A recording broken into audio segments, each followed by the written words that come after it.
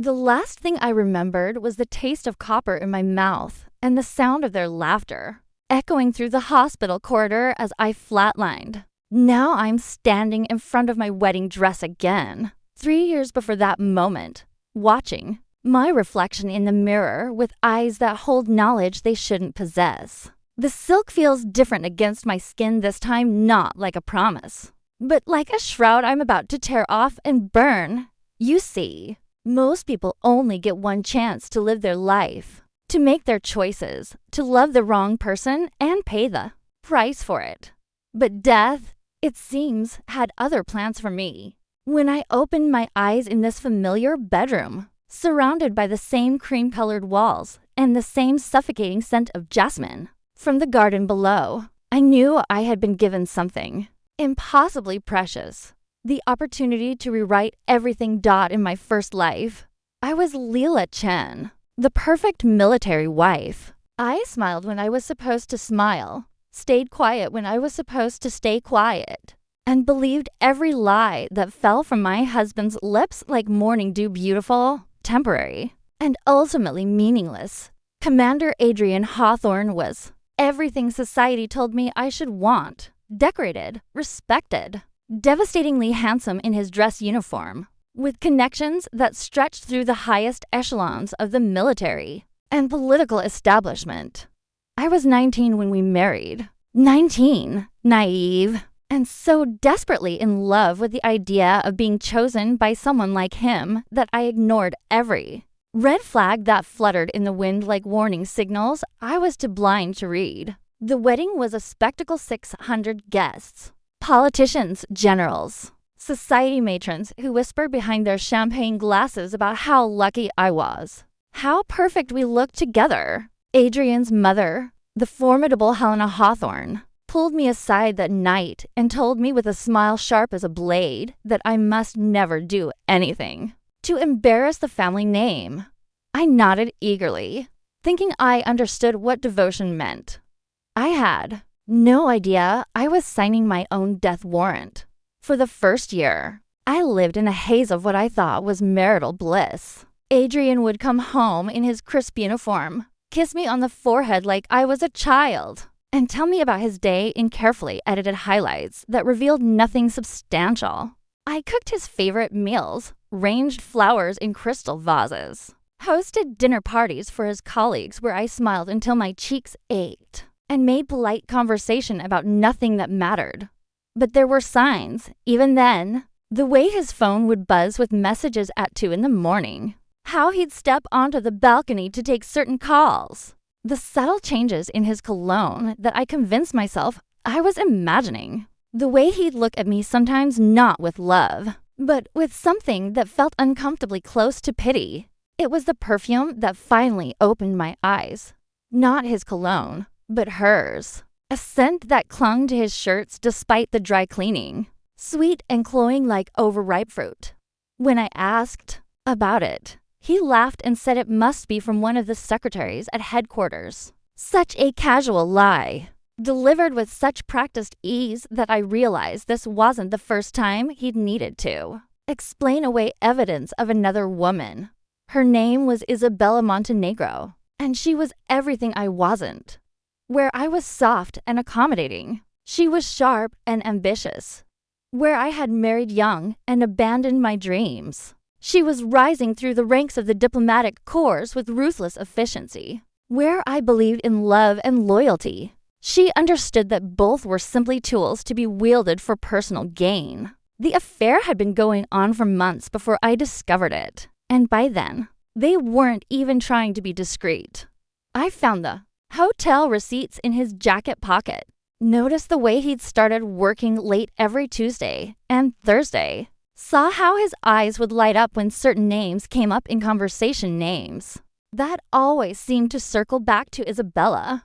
When I finally confronted him, I expected denial, maybe even remorse. What I got was worse, complete indifference. He looked at me like I was a stranger who had wandered into his house and started making unreasonable demands. "What did you expect, Leela?" he asked, not even bothering to look up from the military briefing he was reading. You're like a child playing house. Isabella understands the world we live in. She understands what it means to be married to someone like me. The casual cruelty of it took my breath away. Not the affair itself, but the way he spoke about it like. My feelings were an inconvenience, like 3 years of marriage meant less than nothing. Like I had somehow failed him by expecting fidelity. But that wasn't the end. That was just the beginning of a systematic campaign to destroy not just our marriage, but me as a person. Adrian and Isabella didn't just want to be together, they wanted me gone. Completely and utterly erased from their perfect narrative. The gaslighting started small.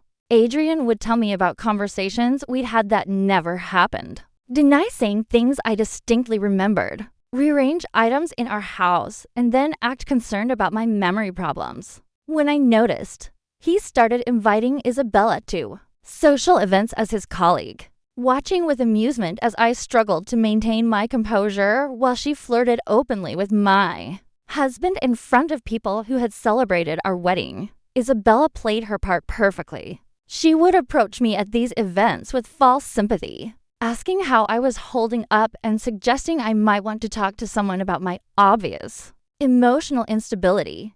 To everyone watching, she looked like a concerned friend trying to help a troubled woman. Only I could see the vicious satisfaction in her eyes as she slowly poisoned every social connection I had. The isolation was methodical. Friends stopped calling. Family members grew distant. Even the household staff began treating me with the sort of careful politeness reserved for people who might snap at any moment. Adrian would tell concerned relatives that I was going through a difficult time, that he was doing his best to support me, but wasn't sure how much more he could take. I began to doubt my own sanity. When you're told repeatedly that your memory is failing, that your perceptions are wrong, that you're emotional, responses are overblown and inappropriate, you start to believe it. I spent hours staring at myself in the mirror, wondering if I really was losing my mind, if Adrian's infidelity was somehow my fault, if I deserved everything that was happening to me. The final blow came when I discovered I was pregnant. For one brilliant, shining moment, I thought this might change everything. Surely Adrian would end his affair, would remember why he'd married me, would want to build a real family together. I planned the perfect way to tell him, made his favorite dinner, wore the dress he'd complimented on our honeymoon. His reaction was worse than I could have imagined. "Are you certain it's mine?" he asked, his voice so calm and cold it made my blood freeze in my veins. The accusation hung in the air between us like poison gas. I had never so much as looked at another man since our wedding day, had barely even spoken to men outside of his social circle, and he knew it. But Isabella's influence had already planted seeds of doubt about my character, and now he was nurturing them into full bloom. When I stammered out my shock and hurt, he just shrugged. "You've been acting so strangely lately, Leela. So unstable. Who knows what you might have done that night?" I miscarried. The stress, the emotional trauma, the constant undermining of my reality, it all took its toll on the tiny life growing inside me. I lost our baby alone, bleeding in our marble bathroom while Adrian was working late with Isabella. When I told him what had happened, expecting at least some measure of comfort or grief, he looked almost relieved. "Perhaps it's for the best," he said, "given your current mental state." I realized then that this had never been about love or even attraction. Adrian and Isabella were playing a longer game, positioning themselves for a future where I was completely out of the picture. My death would be convenient, but my complete breakdown would be almost as good a way to justify his eventual abandonment of me, while maintaining his reputation as a long-suffering husband who'd done everything he could. The campaign intensified after the miscarriage. Adrian started bringing Isabella to family events, introducing her as a dear family friend who was helping him cope with my illness. His mother embraced her warmly, making pointed comments about how refreshing it was to meet someone so mentally stable and emotionally mature. I stopped eating properly, stopped sleeping, stopped taking care of myself. Every mirror showed me a ghost pale, hollow-eyed, fading away bit by bit. Adrian would look at me with theatrical concern and tell people he was worried about what Leela might do to herself. The isolation was so complete that when I finally snapped when I screamed at Isabella during a military gala, when I threw a crystal glass against the wall and shattered it into 1,000 pieces. Everyone saw exactly what they'd been conditioned to see. A mentally unstable woman having a breakdown, while her patient husband and concerned friend tried to manage the situation. I was hospitalized that night, admitted for psychiatric evaluation on Adrian's recommendation. The doctors were kind but distant, treating me like a case study rather than a person. They prescribed medications that made me feel like I was floating underwater. Therapists who asked leading questions designed to confirm their pre-existing diagnosis. Isabella visited me once, bringing flowers and wearing Adrian's engagement ring on a chain around her neck like a trophy. She leaned in close while the nurses weren't watching and whispered, "He never loved you. Not for a single day. You were just convenient until something better came along." I spent 6 months in that place, watching through reinforced windows as autumn turned to winter, wondering if this was how the rest of my life would unfold, drugged, dismissed, slowly disappearing until even I couldn't remember who I used to be. When I was finally released, Adrian was waiting with divorce papers and Isabella by his side. They'd been discreet about their relationship, he explained, out of respect for my condition. But now it was time for everyone to move on. The settlement was insultingly small, but I was in no position to fight. My family had been convinced I was genuinely unstable. My friends had long since stopped calling, and I had no financial resources of my own. I signed the papers with hands that shook from medication, withdrawal, and watched the man I'd loved tear apart my entire existence with clinical efficiency.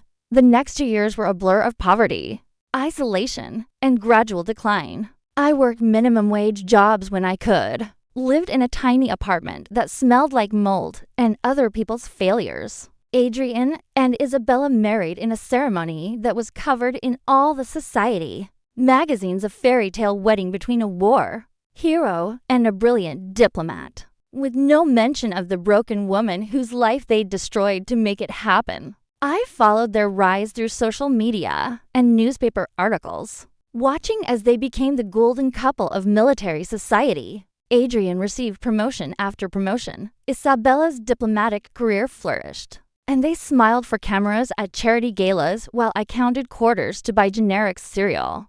The final blow came when Adrian was promoted to general, the youngest in decades, and Isabella was appointed to a prestigious ambassadorial position. They were featured on magazine covers, held up as examples of American success and partnership. While I existed in the shadows they'd cast, forgotten and irrelevant, I began having health problems that no one seemed able to diagnose or treat properly. Chronic pain, fatigue, a persistent cough that doctors dismissed as psychosomatic. I lost weight I couldn't afford to lose, developed a tremor in my hands that made even simple tasks difficult. By the time I was diagnosed with the stress-induced autoimmune condition that was slowly killing me, it was too late for treatment. The doctors explained that years of trauma and psychological abuse could trigger such conditions. But by then, my body had already begun the process of shutting down. I spent my final months in a charity hospital, watching Adrian and Isabella on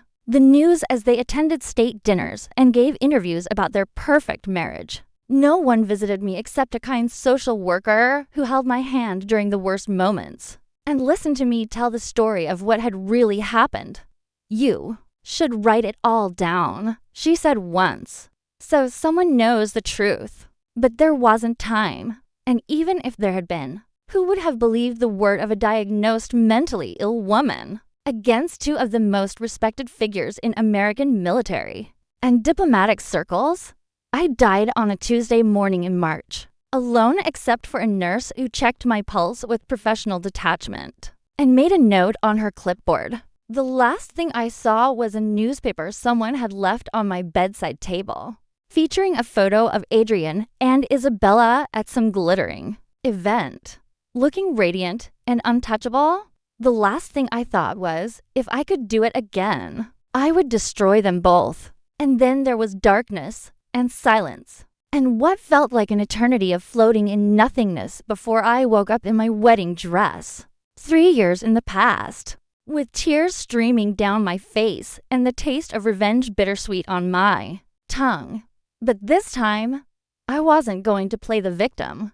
This time, I was going to write a completely different ending to the story. The first thing I did was laugh. Not the polite, measured laugh of the perfect military wife I'd been, but something wild and sharp and dangerous. The sound echoed off the bathroom tiles as I stared at my 19-year-old face. In the mirror, still soft, still hopeful, still believing that love conquers all. How beautifully, tragically wrong that girl had been. I had woken up on the morning of my wedding day, but with 30 years of wisdom and a heart full of Arctic fury. Every conversation, every lie, every moment of gaslighting was crystal clear in my memory, along with perfect recall of every weakness, every fear, every carefully hidden shame that Adrian and Isabella thought no one else knew about. The wedding proceeded exactly as it had in my first life. But this time I watched it all with the detached fascination of someone observing a play. Adrian looked exactly as I remember, devastatingly handsome, confident to the point of arrogance, treating our wedding like a political event rather than a celebration of love. His vows were perfectly delivered, his smile camera ready, his kiss brief and chaste for the sake of the photographers. Isabella was there, of course. She'd been invited as Adrian's colleague, even then laying the groundwork for their eventual affair. I watched her circulate through the reception, making connections, charming influential guests, occasionally catching Adrian's eye with looks that lasted just a moment too long. But instead of the naive bride who'd been too focused on her fairy tale to notice the serpent in her garden, I was cataloging every interaction, every meaningful glance, every subtle sign of the betrayal that was already beginning. The honeymoon was a revelation. Knowing what I knew, I could see how Adrian had never really been present, how he'd gone through the motions of romance while his attention was already drifting elsewhere. When he stepped onto our hotel balcony to take a late-night phone call, I didn't wonder who it might be. I knew exactly who was on the other end. And I listened at the door as he made promises to Isabella about being back soon and handling the situation with his new wife. I spent that week playing the role of the blissful newlywed while internally preparing for war. The first year unfolded almost identically to my previous life, with one crucial difference. I was documenting everything, every late-night work meeting, every unexplained expense. Every lie and excuse and moment of casual cruelty was recorded in a detailed journal, hidden behind a false bottom in my jewelry box. I photographed hotel receipts, made copies of credit card statements, saved every text message and email I could access. Adrian made it easy, really. He was so convinced of my naivety, so certain that I would never question him or look deeper than his surface explanations, that he barely bothered to cover his tracks. When Isabella started calling the house, he would talk to her openly in front of me, only lowering his voice when the conversation turned to more intimate topics. The affair began exactly when it had before, but this time I was ready for it. Instead of the devastated wife who'd confronted him with tears and pleas, I waited. I gathered evidence. I built a case that would have impressed any prosecutor, documenting not just their affair, but the systematic financial and emotional abuse that accompanied it. And I planned while Adrian and Isabella were busy positioning themselves for their perfect future. I was quietly building something they couldn't anticipate or control, my own escape route. I'd always been good with numbers, something Adrian had dismissed as a quaint hobby rather than a real skill. But those quaint math skills, combined with knowledge from my previous life about market trends and investment opportunities, allowed me to start moving money in ways that were invisible to someone who wasn't looking for them. Small amounts at first, money skimmed from household expenses, investments made with my modest trust fund, profits from careful stock purchases that I reinvested immediately. Adrian never noticed because he'd never paid attention to our finances beyond signing the checks. As far as he was concerned, I was just his decorative wife who occasionally mentioned something about managing the household budget. By the time Isabella's perfume started clinging to his shirts, I had built a nest egg that would have shocked them both. By the time he started staying out all night at strategy meetings, I had established credit in my own name, opened bank accounts he didn't know about, and created a financial identity completely separate from his. And all the while, I played the perfect wife. I smiled and nodded when he introduced Isabella as his colleague, chatted pleasantly with her at military functions, even complimented her dress sense, and asked for advice about diplomatic protocol. To everyone watching, including Adrian and Isabella themselves, I appeared to be everything I'd been before: trusting, naive, completely unaware of what was happening right under my nose. But inside, I was counting down to the moment when I would tear their world apart. The confrontation, when it finally came, was a masterpiece of timing. I'd arranged it for a Thursday evening, just after Adrian had returned from one of his late meetings with Isabella. He was relaxed, confident, probably still high on whatever romantic promises they'd exchanged. "I know about Isabella," I said quietly, not looking up from the book I was reading. The silence that followed was electric. I could feel Adrian's shock, his scramble to find the right response, the careful calculation of how much he could deny and how much he might need to admit. "Leela, I don't know what you think you. Room for 112 at the Meridian Hotel."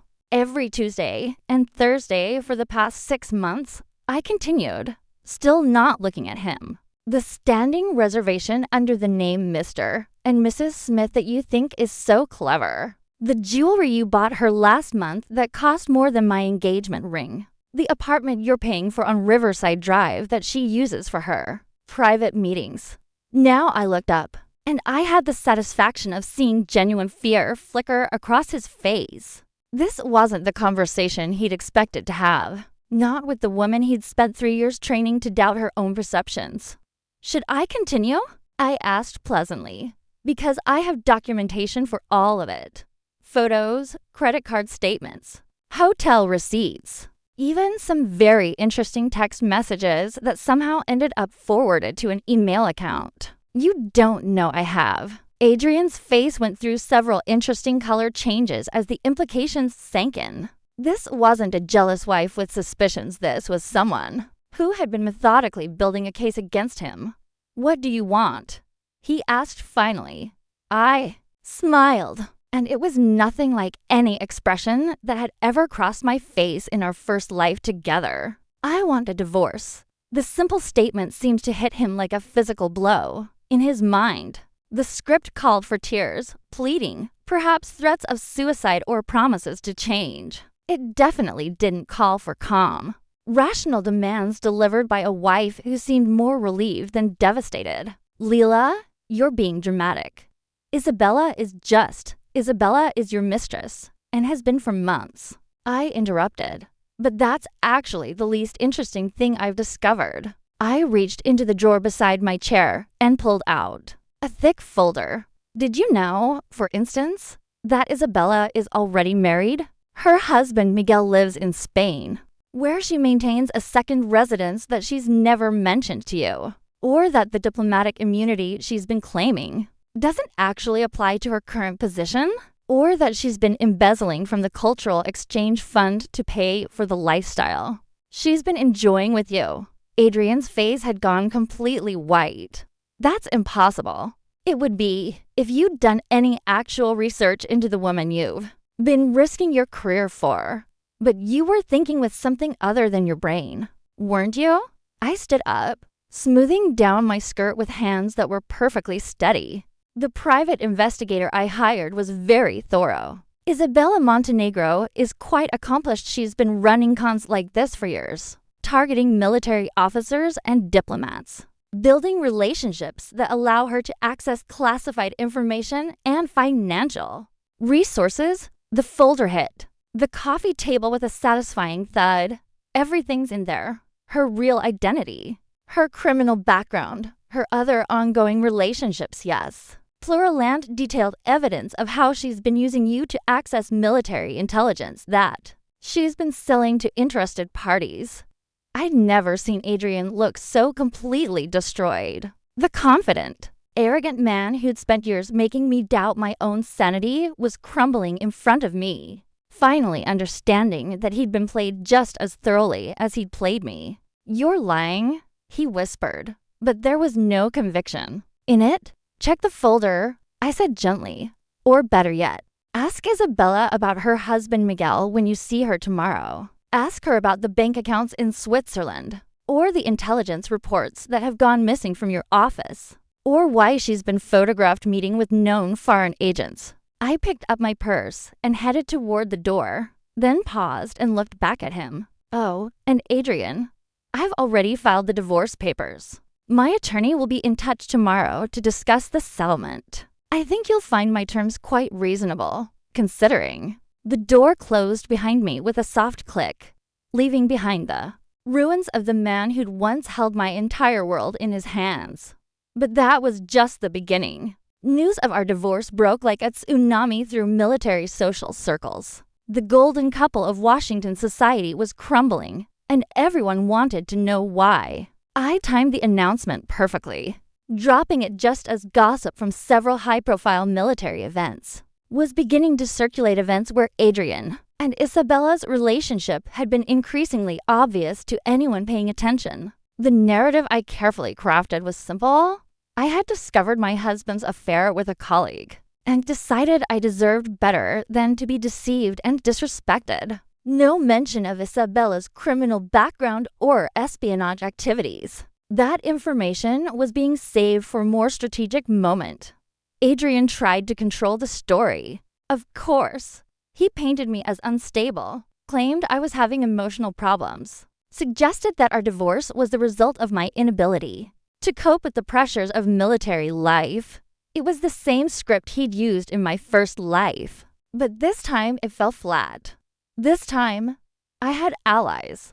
The private investigator I'd hired, a former intelligence officer with impeccable credentials, had done more than just dig up dirt on Isabella. He'd also connected me with other military wives who'd had similar experiences. Women who'd been gaslighted and discredited by unfaithful husbands and their accomplices. We formed an informal support network, sharing information and resources, providing each other with witnesses and corroboration when our husbands tried to paint us as hysterical or delusional.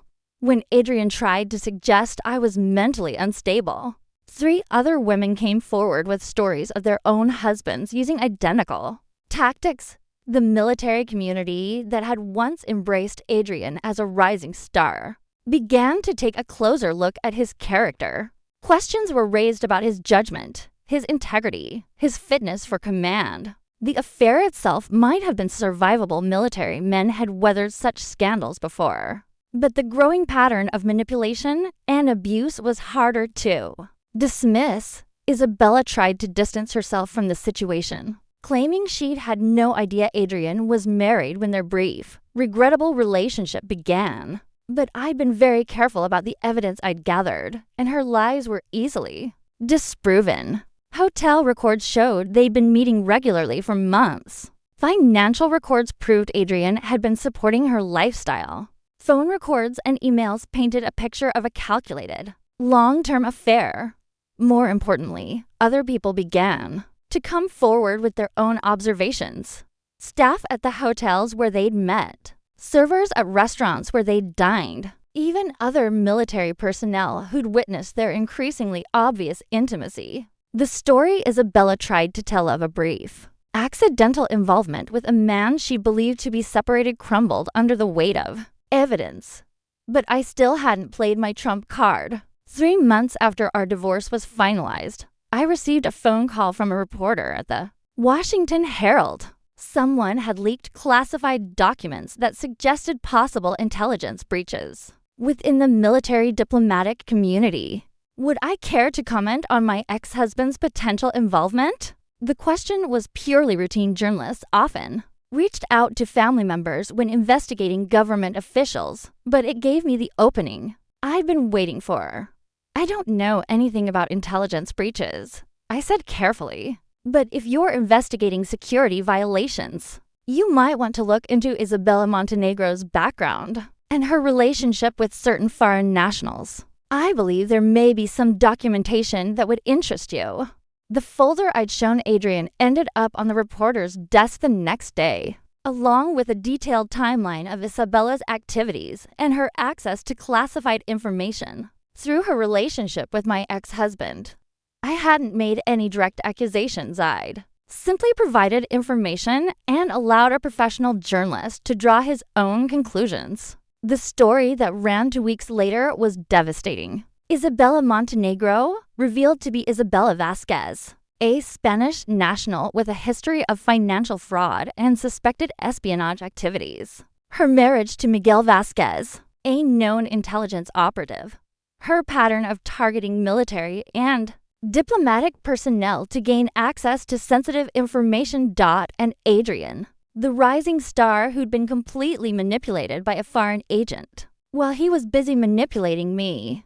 The investigation that followed was swift and merciless. Security clearances were revoked, careers ended, reputations destroyed. Adrian found himself under investigation not just for the security breaches, but for his financial dealings with Isabella and his potential knowledge of her activities.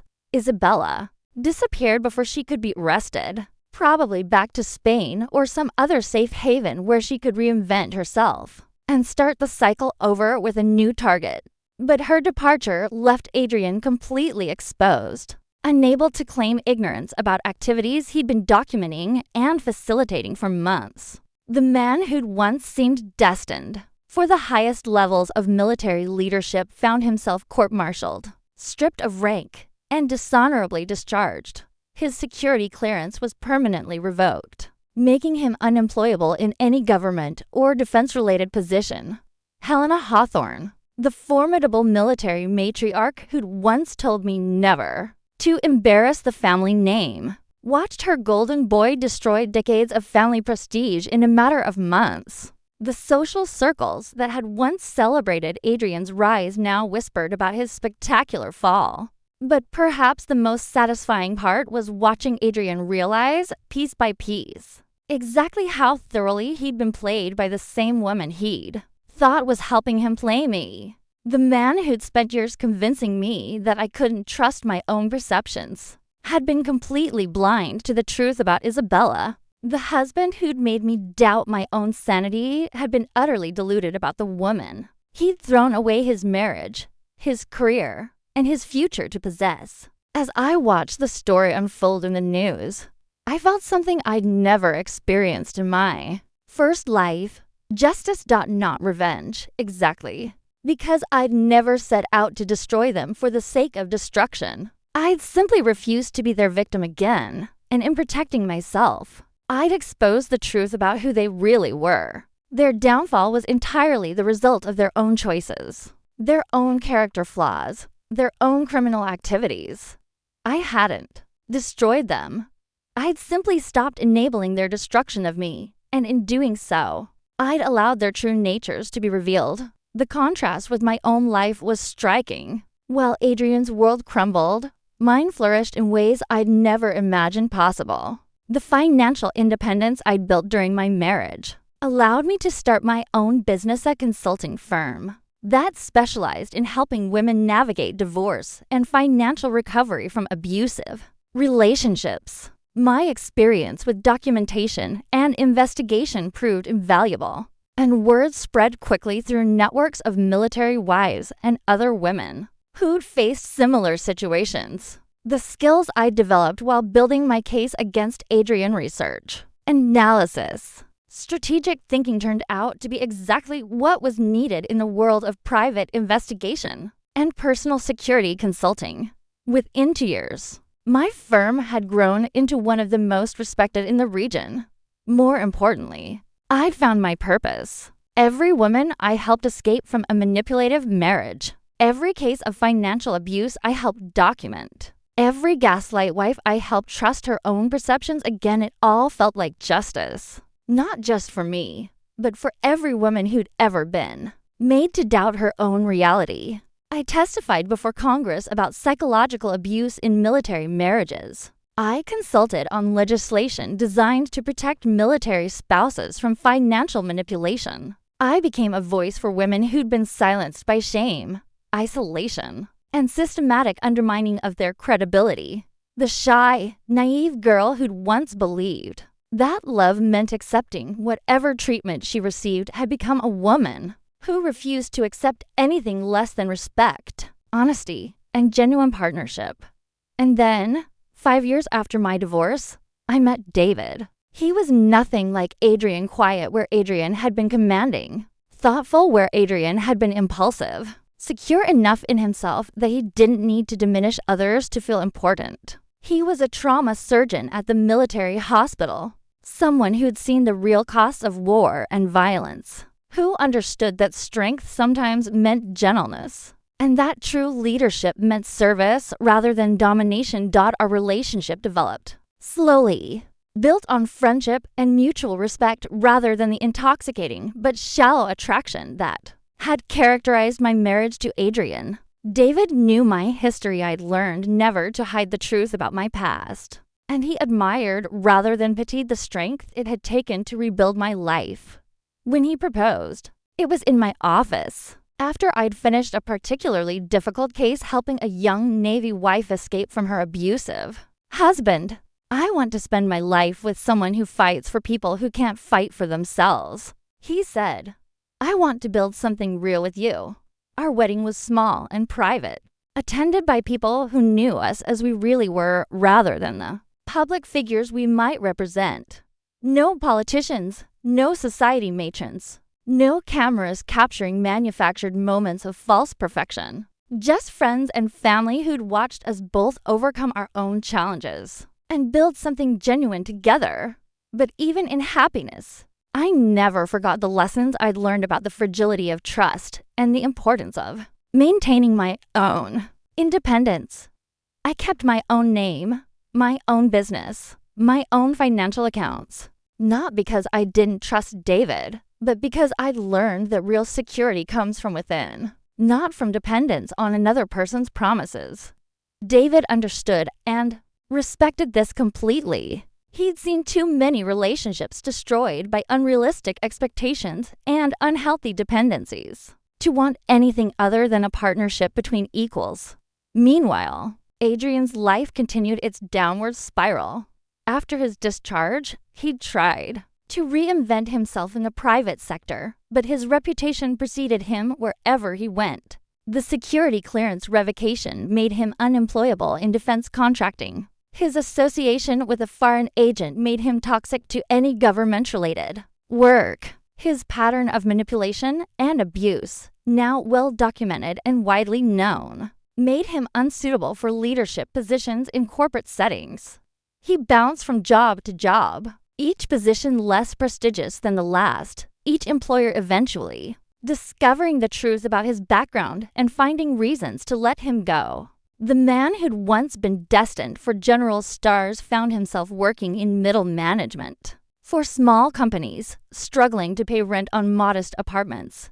The final blow came when Helena Hawthorne, his formidable mother, publicly disowned him in an interview with a military publication. Adrian made choices that brought shame to our family and dishonor to his uniform. She said with characteristic bluntness, "He is no longer welcome in our home or our lives." The military community that had once celebrated him now treated him as a cautionary tale.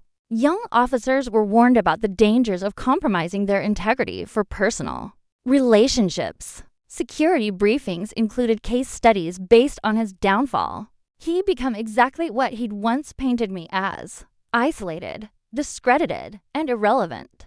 But the most poetic justice came in the form of a letter I received 7 years after our divorce. It was handwritten on cheap stationery, the kind you buy at convenience stores. The return address was for a small apartment complex in a rundown part of town. The handwriting was Adrian's, but shakier than I remembered, as though written by someone whose confidence had been thoroughly shattered. Leela, it began.